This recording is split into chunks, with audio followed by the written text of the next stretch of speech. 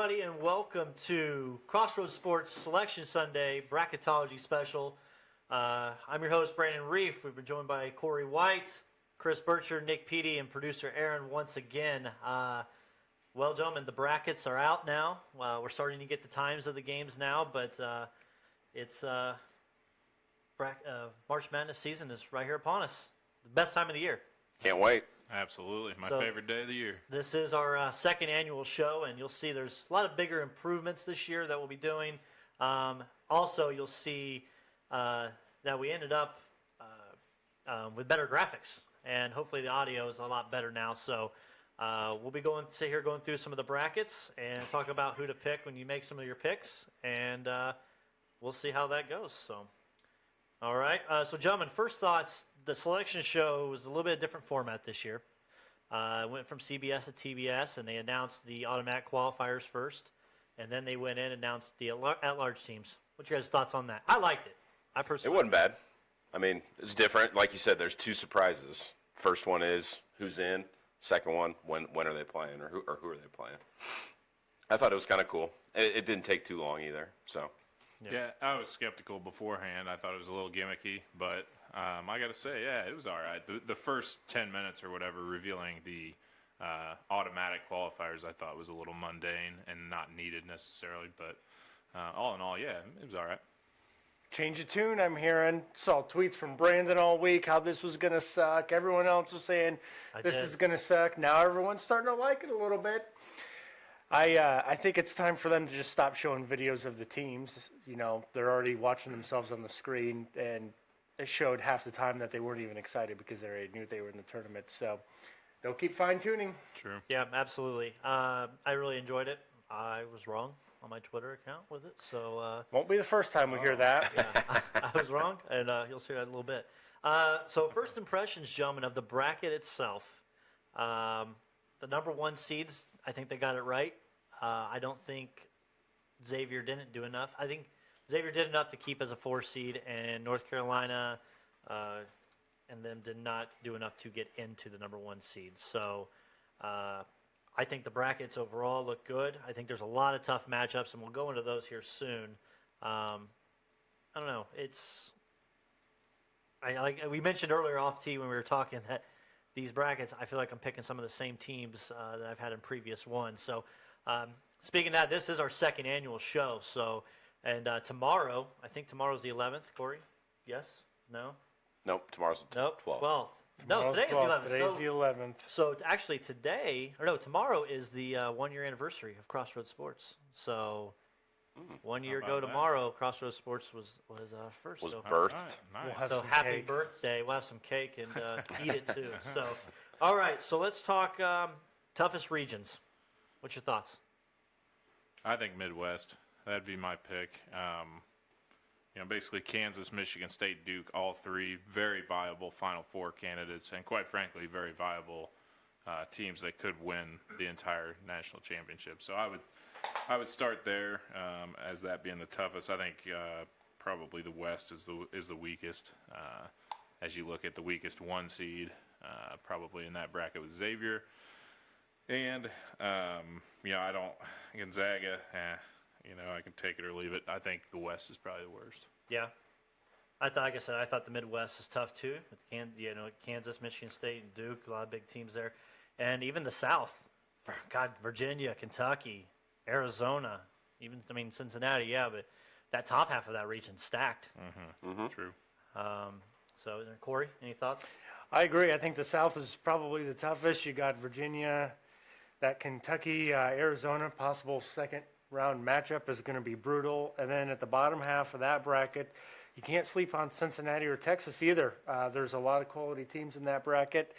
And I think in the East, Villanova just walks their way to the Final Four. I don't think anyone even comes close to stopping them. And I think, honestly, they'll win by double digits in every game on their way to the Final Four. Well, you forgot about one team that's in that division. And there's a train coming. Not quite. Choo-choo. As I said, Villanova walks to the Final Four. Double-digit wins in every game. So wow. That's bold. It is bold. We make bold moves here. That's all we do.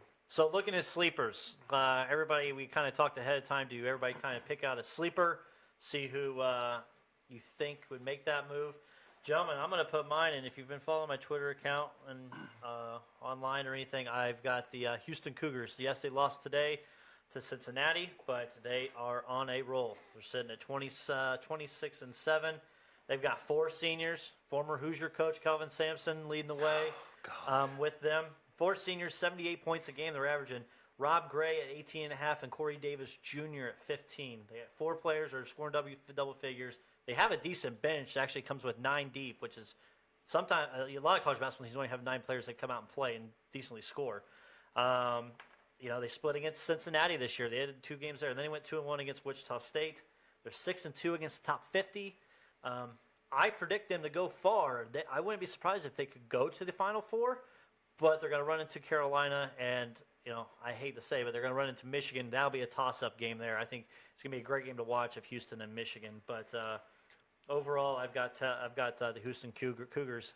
And if you really wanted a deep sleeper, Texas Southern. Yes, they're number 16 seed. Wow. Game, but Talk about bold. They started out 0-13, and they finished winning 8 of their last 10 games. Mike Davis, another former Hoosier coach, is their head coach. They're 15-19, playing in the play-in game. That's the deep sleeper for me. That's a big sleeper. That's way too deep of a sleeper. I'm convinced you picked those 2 teams just to rub salt in the wounds of any IU fans out there. No. Since they do, as you say, have 2 former coaches coaching in this tournament, which is a damn shame. But Corey, who you got?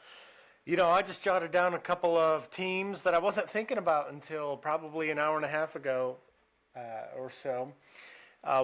One team is in the same region as your Houston pick, coming out of the West region. I think Providence could be an under-the-radar team that can make it to the Sweet 16 or Elite 8.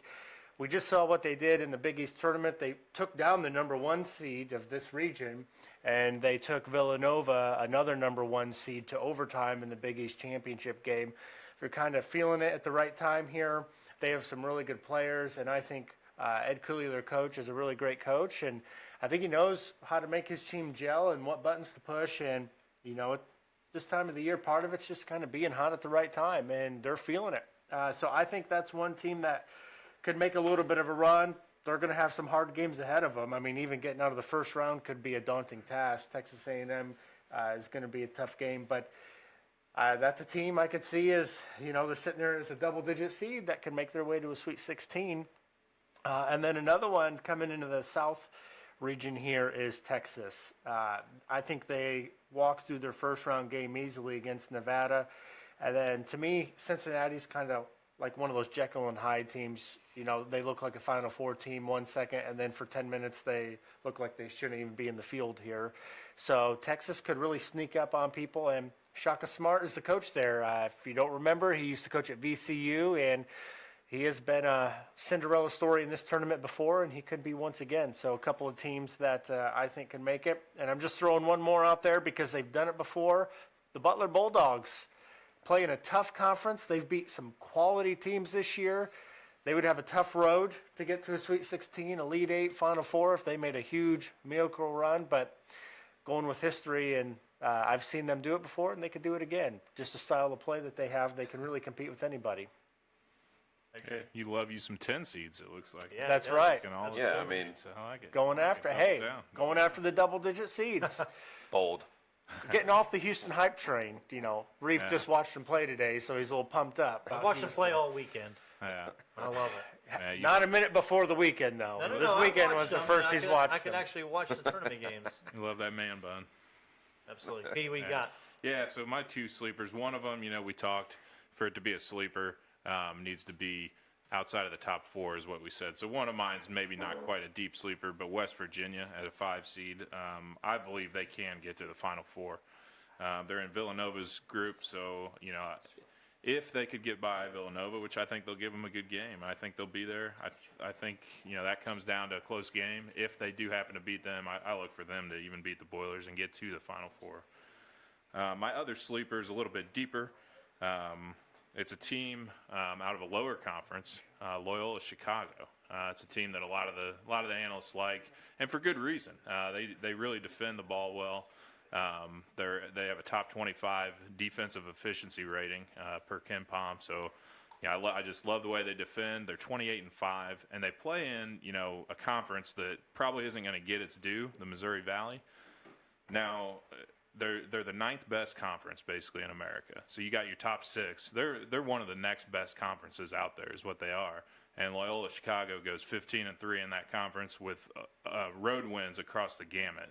And all right, these aren't top 100 teams, but they're all top 150 teams. I mean, every team in that conference is a top 150 team. So they've proven themselves. They had a tough enough schedule. I certainly like them to get past Miami, and if they're shooting the ball well, which they can, I think they can get past Tennessee and make it to the Sweet 16. And I think, correct me if I'm wrong, they have 5 guys who average double-digit scoring, so that really helps spread the pressure out, if you might say. They're not relying on one guy to carry them through the tournament. They have multiple ways they can beat you, so that could also be useful in an upset. Yeah. Absolutely. Chris? I got a lot of chalk on my bracket here, so I don't have a lot of double-digit teams, but one team that does qualify as a sleeper that I've got going to the Elite Eight is Ohio State, and that's just because they have a few stud playmakers on their team.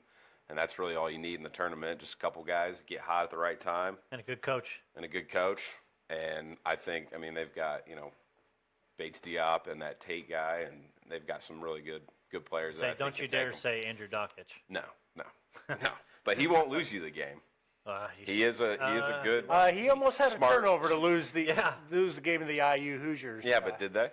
It was close, and he was almost the reason why. Yeah. Yeah. Well, so that would be my sleeper team, and that I have going the furthest. Okay. Perfect. So, producer Aaron, if you'll pull up right now my bracket, I've kind of made my picks. We're gonna go to the first off the South region. And we're going to look here, has my picks on for each of these, each bracket here.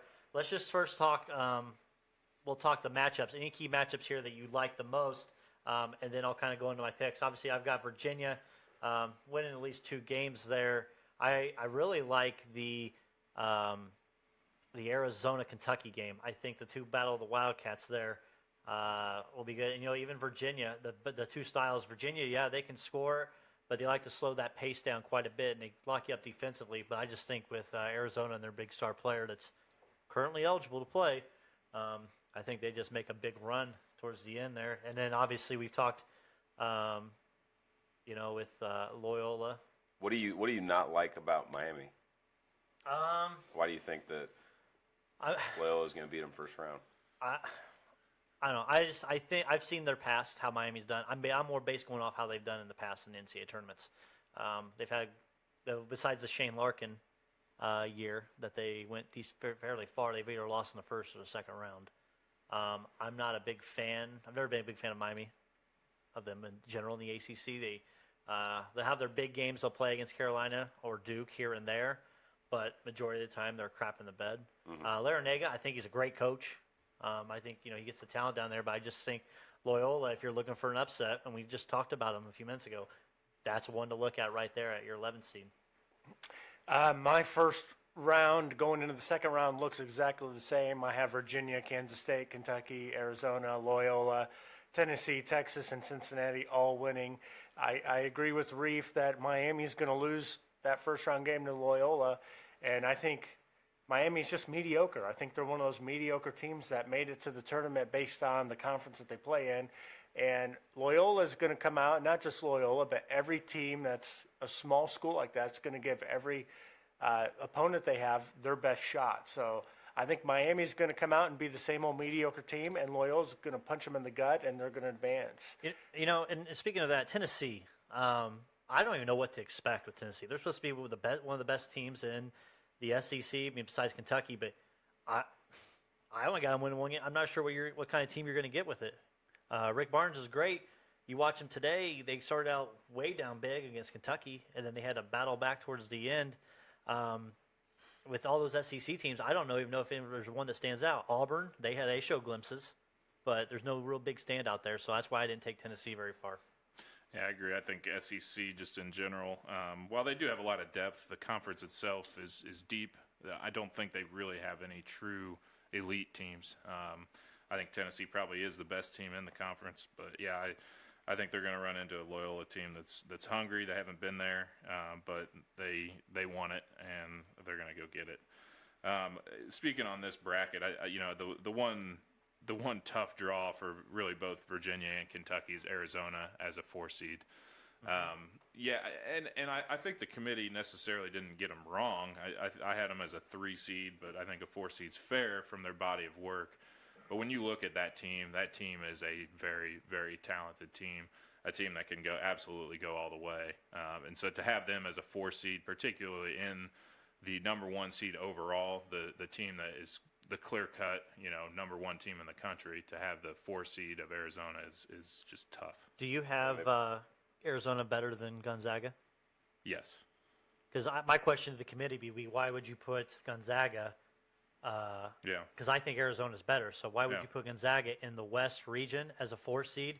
And if you put Arizona in the South, they're going to be playing a Kentucky team that's already in the South but a rank lower. Right. It's supposed to help the higher ranks. So I don't understand why they had Arizona even in the South at a 4. I had them in the West with that. So that would be one of my questions for that committee was Maybe they should have swapped them with Tennessee in this bracket. Yeah, I think, a lot of people have Arizona in their Final Fours, and I think it's because we're used to seeing them over the past 4, 5, 6 years as a 1 or 2 seed, and now they're down as a 4, and we're like, wow, they're going to have an easier path to that Final Four. But, I think at least half of us have picked Arizona to go quite far in this tournament, but they're going to face, most likely, they're going to face a Kentucky team in round 2, and that's not going to be an easy test for them. So Arizona can easily get to an Elite 8 Final Four. They can easily be gone on day 2 of the tournament for them. That's going to be the game to watch out of this region, I think, until you get to that Elite 8 matchup. Yeah, I agree. So anything else, guys, on the South region? All right, producer Aaron, let's go to let's take a look at the West. The winner of that region, which I have Arizona, will take on the winner of this region. Currently, I have North Carolina coming out of this one. Gentlemen, this might be your weakest number 1 seed right here, Xavier. I've got them winning 2, and then the Battle of Ohio against their the old rival they hardly play ever, Ohio State. I think Ohio State gets hot. Chris, you talked about them as well, going to Elite 8. I think with Bates Diop and them, I think they make a run. I've got the Houston Cougars going to the Sweet 16. It was a very tough matchup for me between them and Michigan. I like Michigan to win a couple games. I wanted them to go far in Houston, but when they played each other, I have to go with the sleeper team that I thought. Providence winning, and then Carolina, they're getting hot at the right time. They almost beat Virginia, so I think North Carolina repeats, gets to another Final Four. Here be the third straight Final Four. They lost to Villanova, then won, and then this one. So, but I think the Buckeyes, they make it to the Elite 8. I was thrilled to see Michigan in this region here. I really thought Michigan was going to be in that East region and have a tough time with teams like Villanova, West Virginia, and Purdue and others. But Michigan, to me, in this region, has a very, very good chance of running to the Final Four. I think they're going to have a couple tough games, but the style of play that Michigan has and the athleticism that they have and the three-point shooting that they have and the big man that they have and the guard play that they have and the momentum that they have, although they've been resting for a week, which could turn into their favor here, I think all that together paves the way for a Michigan run to the Elite 8 and possibly the Final Four as well. I know Reef over here is really big on Houston, and I'm putting a stop to the Houston hype train because my sleeper team, at least for one round in here, is the number 11 seed San Diego State Aztecs to beat Houston in round 1. Wow, bold. I think this is going to be one of those bracket buster games for the entire nation. Everyone's going to be all over Houston after watching them almost take down Cincinnati today and over the weekend in their tournament. I think that's going to be a surprising game. San Diego State is also a hot team, and they're going to take down the Houston Cougars. And part of this pick is also because of Kelvin Sampson and what he did at IU. I like it. No love for North Carolina. I haven't heard anybody mention them yet. Yeah, I gotta actually kind of have them cakewalking through this group. Quite frankly, I don't really I don't know about see cakewalking, but this is by far the worst group in my opinion. Yeah.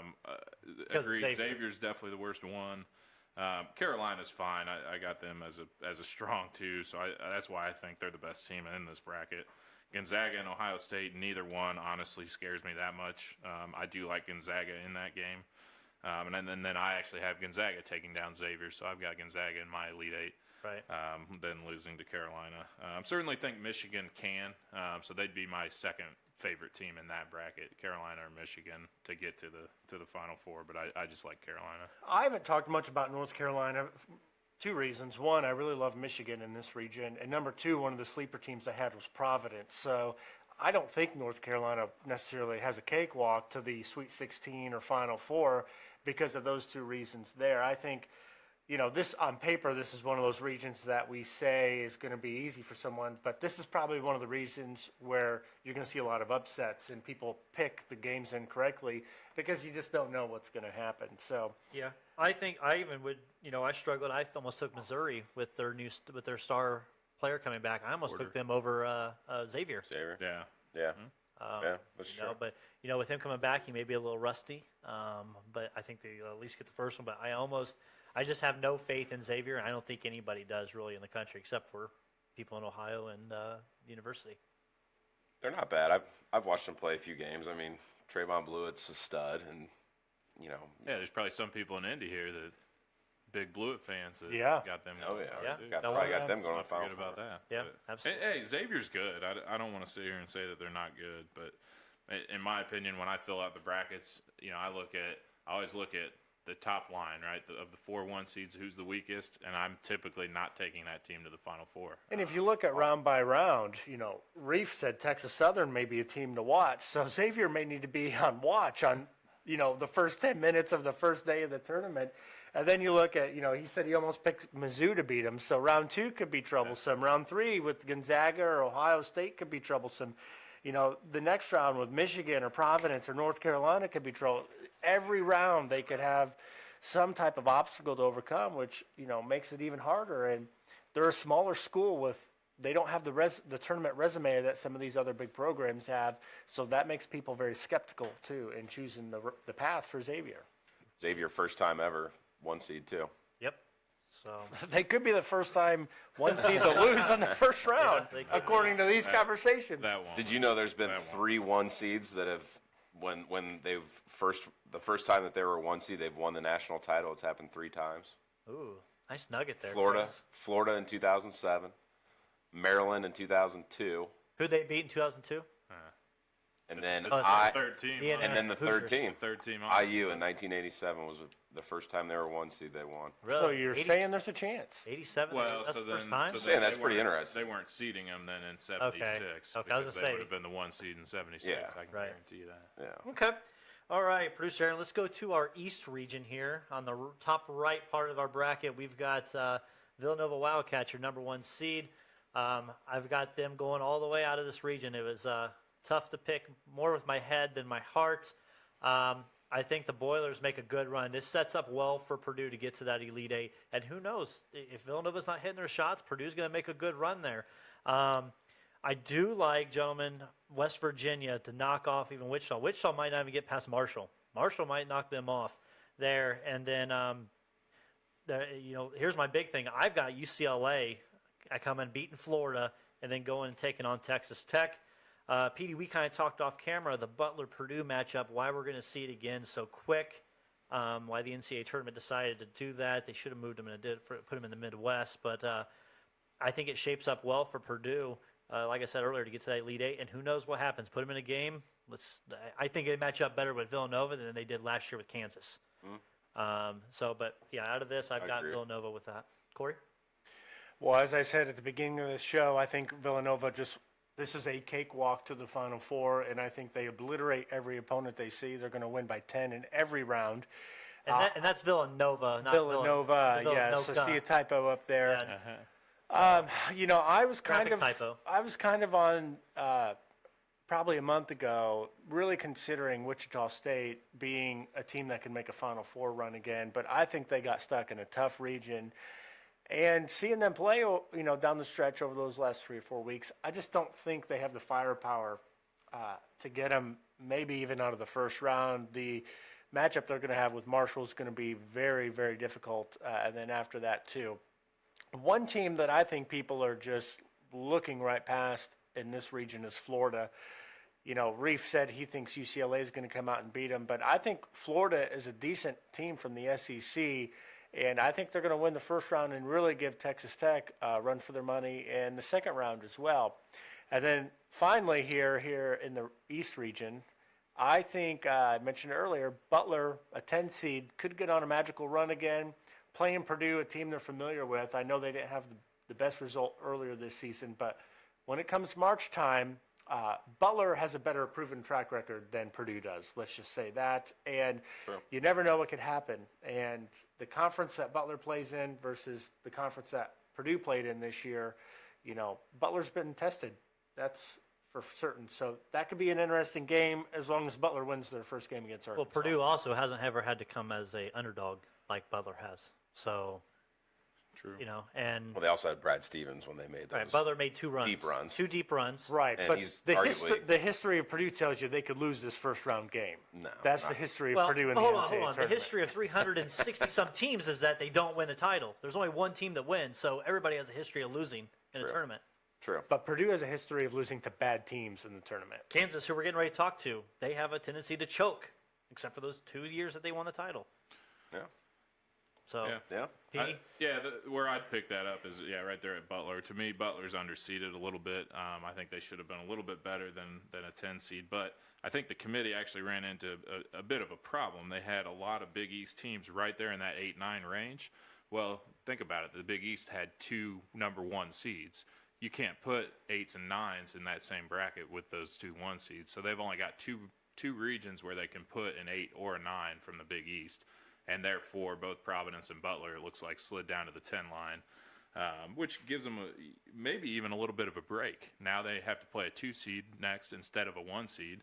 If I'm Butler, I'd much rather play Purdue than, say, a Kansas or Virginia, which is who they would have played. How Alabama got up there, I have no idea. Butler's better than Alabama, and they gave them a 9. Speaking to that, too, we were talking before we got on here, too, about a team with 15 losses getting into the tournament. Okay, you think about that. They went 18-15, right?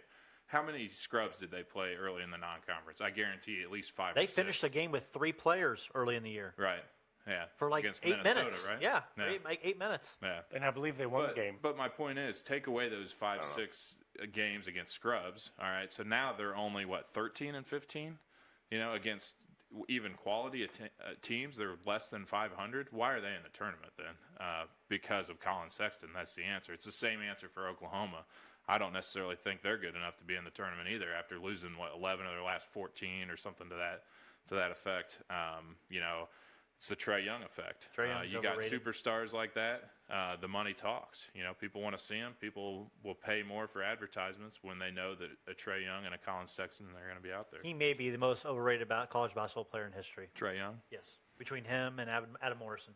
Well, he went crazy there for a while back in November. And then you just guard him, and that's all you just focus on. Well, and they don't him. have anybody else is the problem. The Oklahoma team, I think Trae Young is pretty good. He's probably no Steph Curry the way everybody was hyping him a few months ago, but I still think he's good. I hope you score 40 points on 35 shots. Yeah, right. And your 12 turnovers. Right. Yeah. Sounds like a Russell Westbrook night. What about that St. Bonaventure UCLA game? Who do you guys? So obviously you have whoever wins that game's beating Florida. Yeah. Who do you think's going to win that game? I got UCLA. I think. UCLA. I'd set up a rematch of the national title game. 06, I believe, Florida against UCLA. Yeah, I think UCLA with Steve Alford. I think they make a little run. They get past St. Bonaventure, who I didn't have in my bracket. I had them getting knocked out. So they had them go on. Texas Tech, Yeah, I think that's the problem in that game. I really don't care who wins that game because Texas Tech's going to beat whoever wins that game anyway. Those games are in Dallas, too. I will tell you a physical game will be Texas Tech-Purdue. That will be physical. That'd be a good game. I hope to see it. I think we will see it. And then the other Sweet 16 game in that I think is most likely, Villanova, West Virginia, I think would be a heck of a game to see Jalen Brunson out there against the backcourt of Carter and Miles from West Virginia. Just some of the best guards in the nation in a Sweet 16 matchup. I think that'd be a real fun one to watch as well. Yeah. So with real quick before we go to Chris, with Purdue and Butler being two Indiana teams in this, they're going to be playing Friday in Detroit. Purdue's going to be at 12:40 tip-off, and then you've got Butler thereafter at 2:55, I think. Whoever advances, if Butler or Purdue advance, they're going to be playing in that and up in Boston for the East Regional there at the TD Garden Center. So staying east, I'd rather just see them stay east than go out to the west, where I kind of had them going out west. I was shocked that they actually moved them there and not the Midwest. So, Chris, your thoughts on the East bracket? Well, I got Purdue matching up with Nova in the Elite Eight, and anything can happen there. And I think Purdue can get it done. They've put together some good teams over the years, and hopefully this year they can kind of get over that hump. And as long as Haas plays well and is physical and engaging, and when he's getting it done on the defensive end and the offensive end, I think is when they're at their best. And when they get him the ball in the post, everybody's got to move, get open shots, play that high-low game. And then if Matthias and Carson Edwards can hit from outside, they can beat anybody, especially Villanova. Yeah, absolutely. So, okay, let's Keep go. dreaming. Let's go to our Midwest bracket there, producer Aaron. As we've got the number 1 seed Kansas there, and that Duke as your number 2. It's, I hate to say it, but there for your Elite Eight, before your Elite Eight, your Sweet 16, I got chalk. The first top 4 seeds. I got Kansas against Auburn there, and then Michigan State against Duke. I do have a few upsets here, gentlemen, in this bracket. I've got New Mexico State knocking off Clemson in that 12-5 matchup. And I also got Syracuse going in there and knocking out TCU. If Syracuse can get past their first round, but then they run to a Michigan State team that's very good. And, a lot of people will be picking them to win the national championship. I struggled with the Kansas and Duke back and forth. I knew whoever I picked in that game, I was going to pick to win the national title. I just think, with Bill Self, and how Kansas has done in the past, that they've struggled. And, I just think Bill Self and them continue to struggle. They lost the season most 7 games this year. So this isn't your normal Kansas team as a number 1 seed. This may be the year where there's the most losses for number 1 seeds combined. Arguably, they played in the toughest conference of the year, though. If you look at the teams in this tournament and how many are from that conference, that probably helped Kansas's resume with as many losses as they had. Yeah. Well, as we were saying, kind of talking bubble teams beforehand, it's such a hard thing to compare a Big 12 team to, say, a WCC team like a St. Mary's or some of these other teams. Kansas is playing night in and night out against a quality opponent. So every time they get a win, they're padding their resume with quality wins. St. Mary's doesn't get that opportunity. And I'm not sitting here saying that St. Mary's should have been in, but it's just hard. It's not really an apples-to-apples comparison, and it's difficult because St. Mary's does not have those chances. Because I don't doubt if St. Mary's plays that schedule that they get wins against Big 12 teams. I don't doubt that they can and would beat some of them. How many? Who knows, right? And that's the magic question. I think this region can really be shooken up. I have a lot of upsets in this region, trying to make some very bold picks. So I agreed with Reef. I think New Mexico State pulls off this upset. You're always looking at that classic 12-5 upset, too. It seems like it happens every year. Clemson's just not a team I'm a fan of, so I have New Mexico State in the Sweet 16, actually. As do I. Beating Auburn even. Yep. Look at if you even look at New Mexico State in the second round, if they play Auburn, the site's in San Diego. Right. Yeah. Right. So Auburn's got to travel all the way out there, which Right. I don't understand how it favors more of a 12 seed than a 4 with site. Well, with that one, it's just how it shook out, right? Nobody is a 4 seed, so it was whatever site was left. San so Diego that's why should never Auburn be in a Midwest gets region bracket. Shipped over there. Well, it's those pods. It's Right. the way they do it, which I actually kind of like because it typically does favor your 1s, 2s, and 3s. Usually, This is what gives you your upsets. Now your 4s, your 4s are sometimes at a disadvantage in this system because San Diego was the only place left. They got a 4 seed, so they get shipped out there.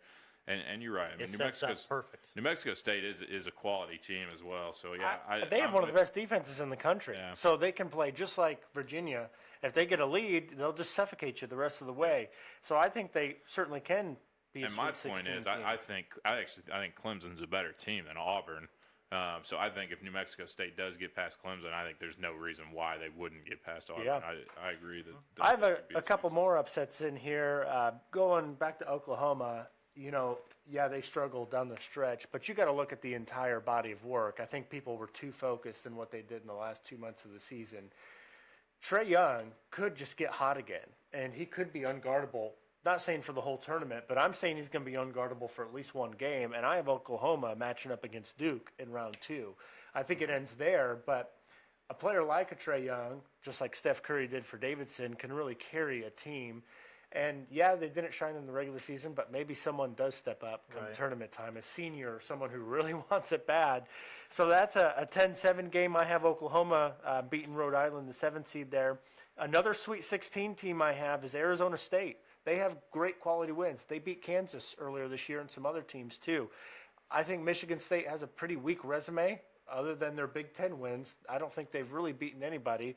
So I think Arizona State beats Syracuse, TCU, and Michigan State and makes it to the Sweet 16. And I think that really shakes up the bracket in this region, but also paves the way for Kansas and Duke to get to Elite Eight, because I don't think either of those teams will match up with Kansas or Duke. Yeah. Going back real quick on your Oklahoma talk there, you said, they didn't play well towards the end of the season. I think that's because these teams that they played in that second half, they've already played once. So they figured out how to guard Trae Young and figure out what they need to do. Here in the NCAA tournament, Rhode Island, this is the first time they're going to see him. Yeah, but they'll have plenty of film. They'll be able to study what those teams did to shut him down. I have Rhode Island winning this game. Rhode Island's got several guards that are, maybe not quite as good as Trae Young, but damn close. One of them, IU transfer, Stanford Robinson, plays for Rhode Island. He's battle tested. He's played against top conference opponents before. Another guy I like a lot is E.C. Matthews on their team. He's another great guard. So I just think, guards versus guards, I think Rhode Island is better because they have more. And then the rest of Oklahoma's team, I do not like. I think Trae Young is their entire team. Shut him down, you win that game. One thing we'll know is Trae is going to get his shots. So if they fall, it's going to be a very interesting game. True. If they don't fall, I think we all know what the outcome will be very early. And I do like your Arizona State. I have them getting into the round of 32 where they run into Michigan State. That's actually my Final Four team from this bracket, Michigan State. I was wondering where the love for Izzo was. You don't want to bet against him in March. I've always liked Izzo. I've always liked his style. That one team, I think it lends itself well to March and to a tournament format. And he has got a slew of guys that can play. Bridges, obvious NFL talent. Or NBA talent. He probably could play in the NFL too. Yeah, that's true. That's and a good Jaren point. Jackson is a baller too. Nick Ward down low. That front line, I don't know. A lot of people haven't picked to win it. I don't know that there's many front lines. Those guys can also disappear, and we've seen it happen. Izzo also has a small track record of losing some early round games to teams that they shouldn't lose to. Middle Tennessee State. And also Michigan State with Jackson and Ward, they run into foul trouble quite often. And they've got guards too. They got Winston. They've got Nairns. They're good. They're good. They're definitely. I think they're better than a 3 seed. And I think they're a little softer. And I think they're right. I think this bracket, as I said at the begin, is probably the best bracket. They have. Kansas, who probably isn't the best 1 seed, but certainly has one of the best resumes in the country. When you look at the number of quality wins that they have, it's off the charts. And then probably the best 2 seed in Duke, and definitely the best 3 seed in my opinion in Michigan State. So that's 3 teams that, like I said, absolutely could win this entire tournament, all in the same bracket. So that's a tough draw for all 3 of them. Yep, absolutely. I agree. Okay, producer Aaron, if you'll go ahead and go, we'll just get a quick overview of the entire bracket. We went through all 4 regions. Action's going to actually start for the play-in games on Tuesday, and Wednesday will be the play-ins, and then the action will come start on that Thursday afternoon at 12 o'clock. But there's the overall bracket, all 4 regions. Some of my picks all the way through, except for the national championship game. But so, gentlemen, before we go into that real quick, we've got a little housekeeping recap from last year. Final Four. myself and Corey had 0 Final Four teams last year. Ouch. Got wiped out. We go big and bold. Yep. And Chris and Petey each had 1. And Petey, you actually had the national champion North Carolina last year. That's so right. so props to you on that. But this is a new year. New year, new me. I think that was the hashtag for 2018. So producer Aaron, if you'll go ahead and we'll go ahead and go through our Final Four and national champion picks here. Myself, like I said, I've got Arizona, North Carolina, Villanova, and Duke. I've picked Duke the last 4 years. They've won 1 out of the last 3, so this is where we get to 50%. The Duke Blue Devils are going to find a way with Marvin Bagley, and Grayson Allen's going to go out on a high note, just like he did in 2015 when he first came into the spotlight. And I think with Coach K, they finally get it done this year again. Even though it's not in Indianapolis, it seems like that's where they win all their titles. But I've got Duke Blue Devils winning that national championship over Arizona. I've got Arizona making it, beating North Carolina there. And they may vacate that run, who knows, after some time, but at least got them in that title game. Corey? Boy, mentioned this earlier. I feel like I choose the same national champion about every year. I went with Just like Kansas. Reef. They're really battle tested. They just came off of a nice run in the Big 12 tournament, and I think they're going to run, and through the Midwest region and make it, and eventually be the national champion. Reef picked Duke, and I really thought about Duke really hard as well because I also like Bagley a lot. I mean, this guy's going to have 20 points, 10, 12, 14 rebounds every single game, it seems like. He's so long. Yeah. And the other he dude sure is. as well. And so that was tough, but out of the Midwest went Kansas. Wendell Carter. Yeah. I went Arizona as well in the South. They're a 4 seed this year. We talked about it earlier. I think it's going to make their run a little bit easier, and they have probably the number 1 pick for the NBA draft. If anyone watching now paid attention to our show last year, I had my studs list, and I'm a big believer that one player who has an NBA talent upon him, who could be a lottery pick, a number 1 pick, can certainly carry a team to a Final Four. And Ayton for Arizona is that guy, but they have a lot of other talent too. My favorite pick, I've been hyping it up for probably 2 weeks now, is Michigan. It really hurt not to pick them actually as the national champion because I think they have a great team and a great coach as well. They have multiple players who can kill you at any point in the game. They have a center who can play defense and rebound and block shots, but also score. They have guards. They have wings. They play decent defense. They're not going to be a Virginia type of defense, but it's good enough to win a title. So I loved having Michigan come out of that region. And then I've said it at least twice, Villanova's going to cakewalk through the East region and be the Final Four team too. I think Villanova is a very dynamic team. They have Brunson, who is probably the best guard to some in the country. And guard play and defense, I think, take teams to national titles. And Villanova really should get to the Final Four, I think, pretty easily. So Arizona versus Michigan, with Arizona advancing to the national championship game. Villanova, Kansas, with Kansas advancing. And I'm going to take Bill Self's Kansas Jayhawks to win the national title this year. Oh, wow. Petey? Or Chris? Well, yeah. Yeah, I guess Chris, I'm up next. I guess you're here. next. I guess I'm the only one that took the best team in the country, the number 1 overall seed, to even just make it out of their region. Yeah. I mean, Yeah. come on, guys. Best team in the country. They've been a 1 seed for what, half the year? And they've been, up there all year. So I'm going to ride them to the Final Four. Arizona's good, and that's going to be a hell of a Sweet 16 matchup. I can't believe that, but I don't know. I got Virginia going all the way there. Go with North Carolina as well. Out of the West, I think that's just a weak region, and North Carolina's got the guys to make it there. And going out on a limb with my Purdue pick, but a little bit of homerism there, but Bold move, that's Cotton. all right. Trust me, I wanted to pick them. I went with my head instead of the heart. Yep. I think my thing was I think they'll expend too much energy with Texas Tech, to where the Villanova, I think they'll get tired. You saw it in the Big Ten tournament. They played 2 close games. Yeah, but they'll have some time to rest. Yeah, well, they've had 2 weeks. by the time Yeah. the Big Ten starts. So, Yeah. And, I mean, hell, this is one of Purdue's best teams that we've had in a long time, so why not do it now? And then rounding it out with Kansas, I just think they got a great team. But, again, that region is very tough, so I could see a lot of things happening out of that region. And then I got UNC playing Kansas with Kansas winning it all. okay. Nick Petey. All right, so for mine, I had Arizona as well out of the South region, as we've all kind of said. Just the premium talent that they have with Ayton and Raleigh Alkins, the whole crew there.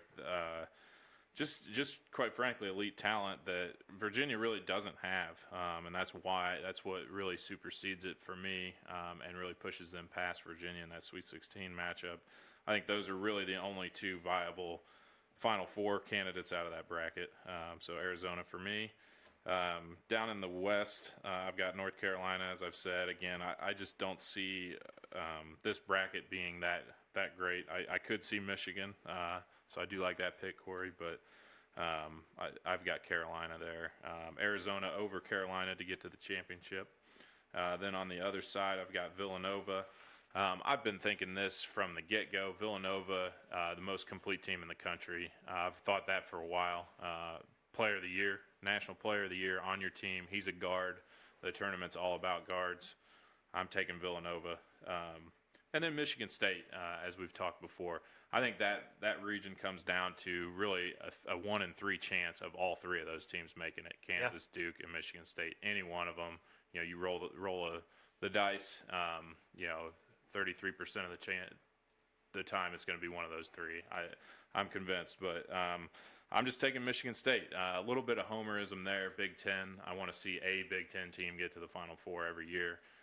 So I'm just I think Michigan State is the most talented team from the Big Ten. Has the best coach in the Big Ten. I'm taking them to the Final Four. Then in that matchup, I'm taking Villanova. As I said, just the most complete team from top to bottom. They're the best team in the country, in my opinion, and therefore I've got them as my national champion over Arizona in the championship. Okay. Well, there we go. We've got everybody's Final Four picks. Hopefully, me and Corey at least get one of the Final Four teams right this year. Only one way to go from last year, and that's up. That's right. So, like you said, you got some parity. I mean, you got Duke, you got Villanova, you got Kansas. I mean, if you look at all the regions even, 3 of us had Arizona, 3 of us had North Carolina, 3 of us had Villanova. There's just a few outliers there with Chris and Corey on a few, but I think it's funny. You've, at least for the first 2, you have no number 1 seed on that. So, but it's about that time and good. So we're going to go now. We're going to have Corey is going to kind of lead us here we're going to talk about some first round matchups that will be hard for people to pick. So now you've got your brackets. You've seen our picks. Now you're going to be filling out your own bracket here, and you've got some tough matchups to choose from. It's going to start out real quick in the first round. So Corey, why don't you give us some ideas? Yeah, so I'll just do a couple from each region here. Part of the reason we do this show for everybody is to help prepare them for their bracket challenges that they join, whether that be at work or at home or with friends.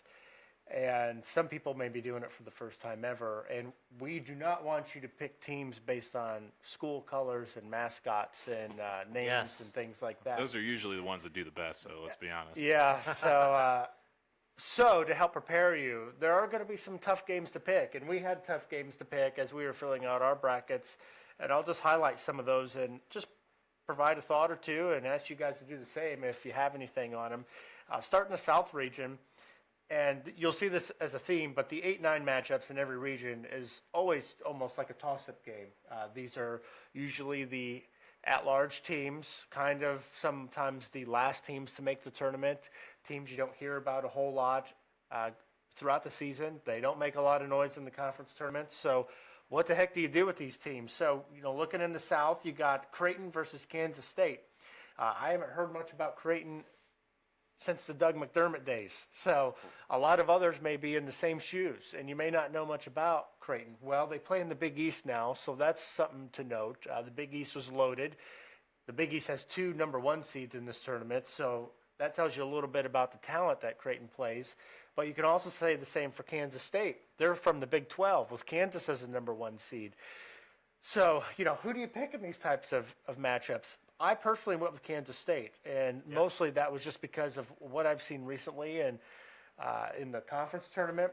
But also, I think the Big 12 is the best conference this year. Bruce Weber's got a good team out there. Yeah, and they have a good coach, and they have good players. And overall, I think a team from the Big 12 talent level and how they recruit is always going to outperform and be superior from a Big East team. The Big East is not the same Big East as it was a few years ago.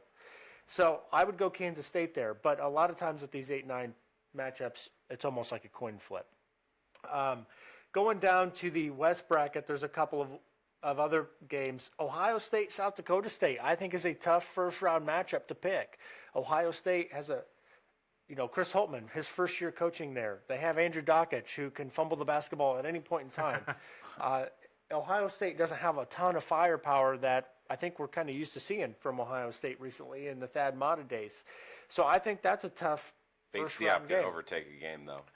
And that's part of the reason I took Ohio State, just based on athletic players being able to take over the basketball game. But once in a while, you'll have a team like South Dakota State who is so fundamentally sound that they just exploit these teams with better athletes.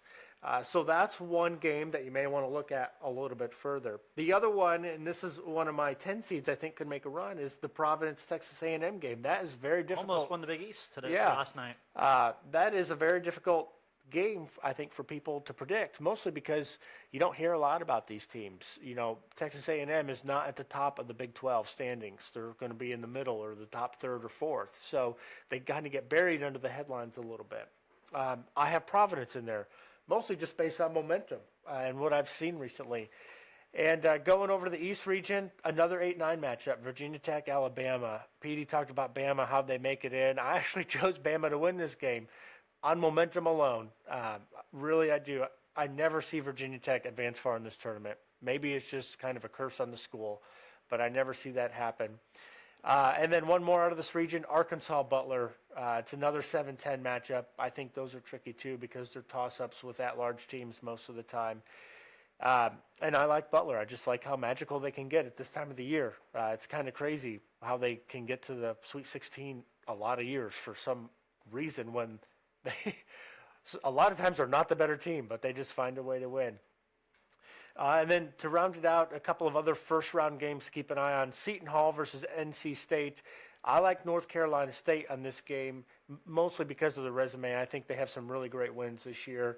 The ACC is another terrific conference. They have a head coach who coached for a smaller North Carolina school who has upset some teams in this tournament before. So I think that could be something to look at, is coaching in that game. I think that's the best first-round game out of all. Yeah. I think that's got the most talent on the court, Seton Hall. They are great teams. A lot of people could argue that they are underseeded, actually, too, I think, based on the resumes of those schools and the records and the types of players that they have. That is a really exciting game. And honestly, any of those teams could also beat Kansas, potentially, I think. They really could.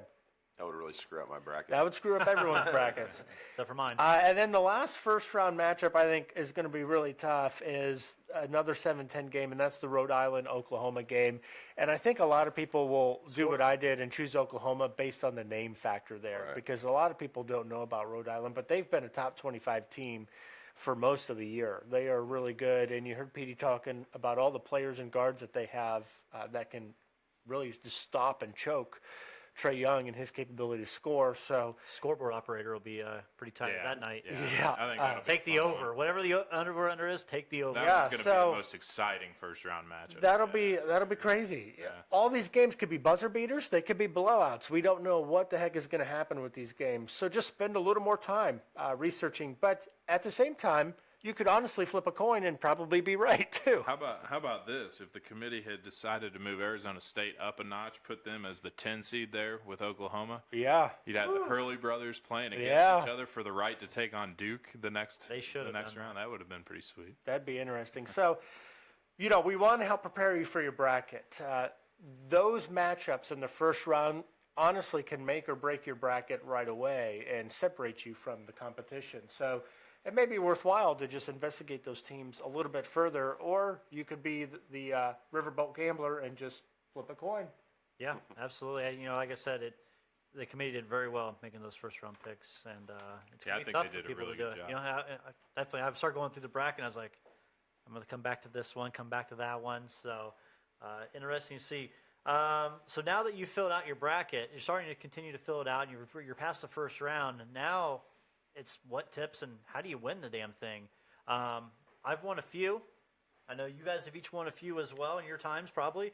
Not last year, but yes. Quick story going down memory lane. People from back home know this, especially the person who did my hair when I was a little kid, like in 7th grader. I entered, our 7th grader had a pool with a bunch of people out at Pioneer, and I filled out the bracket for her because she didn't know anything for basketball. I'm a 7th grader. I won $700 cash. She had to call my mom first and see if I could come up there to pick up the money. I was on my bike and up there in less than 2 minutes from my house. So, Nice. but so now we want to know, what do you have to do to win these NCAA tournaments? So Corey, Corey's here's got some tips for us, and we'll kind of play off of those tips as well, and if we have anything to add. Yeah, so last year I wrote this little article for first-timers, kind of piggybacking on what we were just talking about. We want to help you win your bracket challenge. So I will refresh this and update it and post it before the games begin. But let me go through some of these big ones here. Number 1 and number 2 are really similar. Number 1 tip I have on here is forget the number 16 seeds. They are not going to be a number 1 seed in Texas this tournament. Southern. Reef mentioned Texas Southern. It's not going to happen. It's not going to happen. Number 2 tip, just forget about the number 15 seeds too. It's happened, but rare, and it's really rare, and it's not going to happen this year. I just don't see it with the caliber of teams. I'm going to throw out another thing there. for you. Throw out the 14s and the 13s as well this year. There you I think go. All 1s through 4s are winning their first game. There you go. So Petey says it. Look in the early rounds at some of the top-seeded teams. Another tip, the number 1 seeds don't always make it to the Final Four. So if you're going on probability, a lot of you will choose number 1 seeds, but they don't always make it. But if you are looking for the upsets, look at the number 12 seeds. Last year, I haven't updated the stat yet, but 18 of the past 21 tournaments have had a 12 seed beat a 5 seed. So I pointed a couple out that could happen. So just keep an eye out for that because it's likely that it could happen. Talent will prevail. I talked about DeAndre Ayton and some of the other players that can really carry a team to an Elite Eight, Final Four, National Championship game. If you're in a bind, just take a look at the talent level. A lot of times the bigger, more storied programs will have more talent. So if you're in a bind and you're looking to make a pick, look at talent. If you're looking for the upsets, be bold early. Upsets will happen in the tournament, but they're not going to happen after the Elite Eight, after the Final Four. They tend to happen early in the first and second rounds. So focus your upsets there early in the tournament, not late. When it comes to the 8-9 toss-up, we talked about a lot of those matchups. It really is a toss-up a lot of times. The talent, the record, the season is really similar, and you just sometimes have to go with your gut and those instincts. Yep. And the final tip here, don't expect a repeat. Defending national champions have only returned to the Final Four once in the last 10 or 11 years. So it's really difficult for people to make it through this tournament multiple times to the Final Four or to the national championship game. North Carolina, So- we're looking at you. Some quick tips there. Hopefully it'll help you win your bracket pool or your bracket challenge. I will refresh this and have it posted for everyone looking for a little extra help. Okay, so we've reached the end of our show. Now, we did put it in the comments section of Facebook that, we've got our bracket challenge, Crossroads Sports Bracket Challenge, and it's going to be up on ESPN's Tournament Challenge. Let's look for Crossroads Sports 2018. We're posting it several times on Facebook, the Facebook Crossroads page. We're doing it on our own Facebook page as well as the Twitter account for Crossroads and our own Twitter account. So be sure to check that out this year. We were going to do money, but we didn't get the logistics all figured out how we were going to do that. So we're just doing this one pretty much for fun. But what we're going to do is this year we're just having it for fun. For more bragging rights. So last year, who was the winner last year, Chris? Between us? Yeah. Nick. Right So here. Nick won out of our group last year. Was I second? No, Third? I was. No, Corey was last. Yeah. What was the I went bold. What was We're the stat third. line with Corey? I was said- bold. He had Zero Elite 18. 0 Elite Eight teams. So Oh, man. That's brutal. that's tough. But so be I sure. took my advice. I went bold early, and it did not pan out. So be sure to join us on there. have fun picking your brackets, trash talking all week with everybody. It should be a great time, and I hope you guys enjoy this. Tomorrow is Crossroads' birthday, so be sure to give us a big shout out there. Happy birthday, Crossroads. Good luck on your picks. Gentlemen, do you have anything else? Good luck. Let's go Hoosiers. All right, guys. Thank you for Pull her joining up. us, and good luck on your picks.